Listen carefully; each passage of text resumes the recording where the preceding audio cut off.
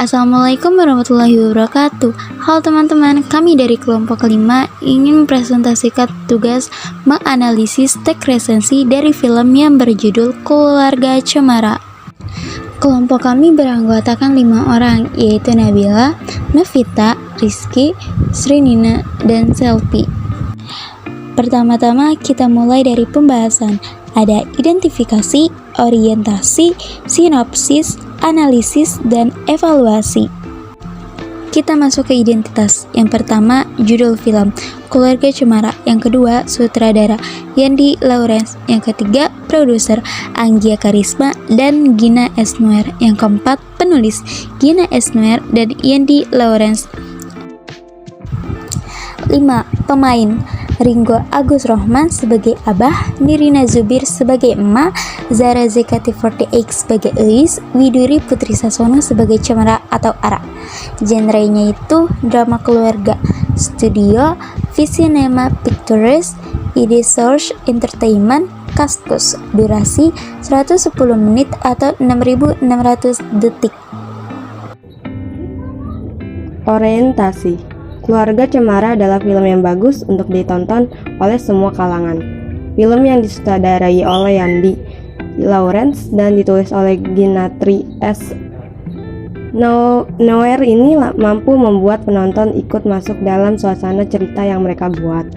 Film ini menerima banyak penghargaan, contohnya seperti penghargaan bergengsi yaitu Piala Maya sebagai film cerita panjang atau film bioskop terpilih. Sinopsis. Film Keluarga Cemara menceritakan tentang satu keluarga yang awalnya adalah keluarga kaya di Jakarta.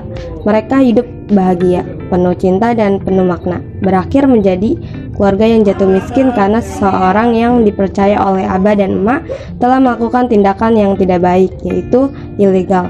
Sehingga abah harus bertanggung jawab atas semua kerugiannya. Dan di titik terendah inilah keluarga tersebut diuji, sehingga abah harus menjual rumah serta harta benda yang mereka punya. Dan next ke analisis. Yang pertama itu ada tema. Pertanyaannya, apakah tema cerita itu?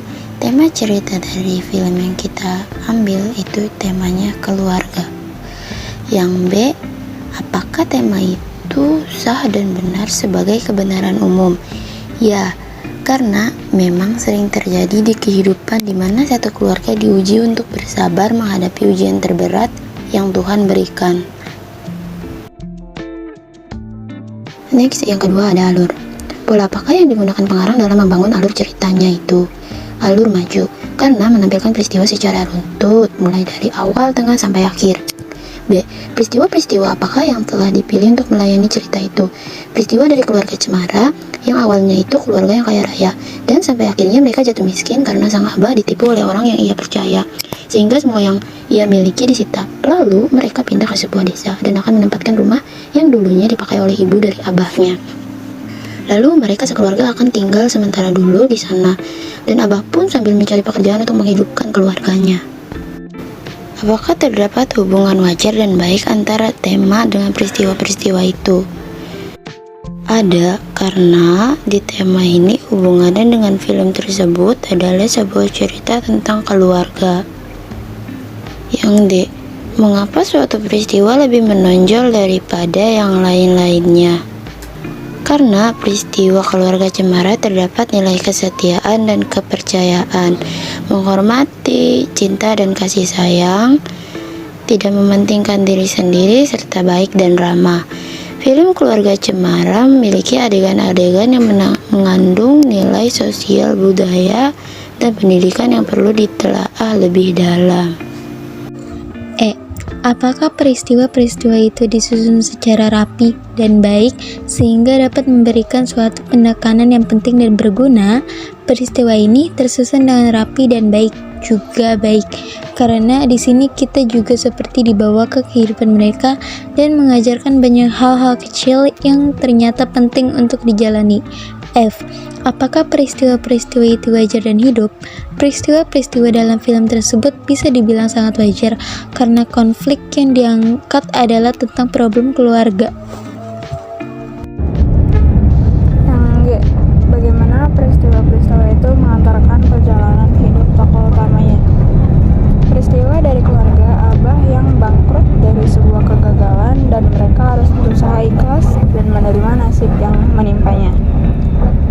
3. Latar. A. Di mana dan kapankah peristiwa itu terjadi? Di kerjaan Abah saat ulang tahun anak keduanya dan peristiwa tersebut terjadi di pagi hari. Yang B. Bagaimana peranan latar tersebut dalam keseluruhan cerita? Apakah latar tersebut menguatkan atau justru melemahkan cerita? Melemahkan cerita karena tokoh Ara dalam cerita keluarga Cemara yang tidak mau pindah rumah.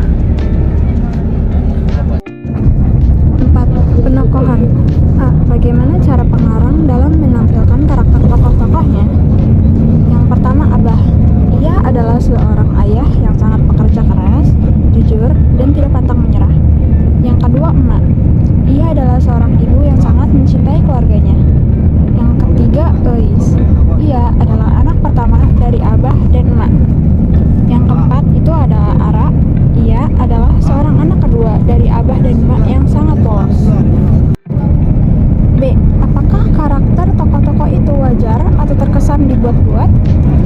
Karakter dari film Keluarga Cemara itu dibuat-buat dari skenario. Kalau dari kisah nyatanya itu wajar, tapi filmnya ini terkesan dibuat-buat.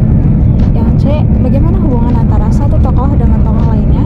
Hubungan kekeluargaannya erat, tetapi ada masanya di mana saat mereka mendapat masalah hubungannya sedikit renggang dan kembali harmonis lagi di saat mereka saling minta maaf dan memaafkan. D. Bagaimana peranan karakter tokoh-tokoh tersebut dalam mendukung tema dan menghidupkan alur ceritanya? Nah, jawabannya, peranan karakter tokoh sangat mendukung seperti realitis. Yang kelima, sudut pandang. A. Dari sudut-sudut pandang, siapakah cerita itu diceritakan?